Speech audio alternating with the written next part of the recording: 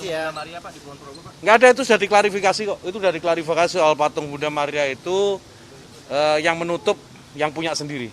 Ya menutup karena memang mendirikannya juga tidak melalui prosedur, proses yang memang harus dilalui, ditempuh dan dengan sadar setelah melakukan musyawarah yang punya sendiri yang menutup. Jadi bukan warga itu yang seperti yang diberitakan itu keliru.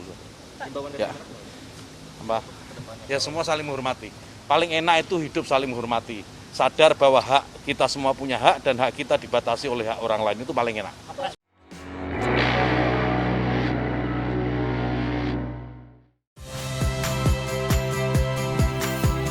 Saya Iriana Mardanus.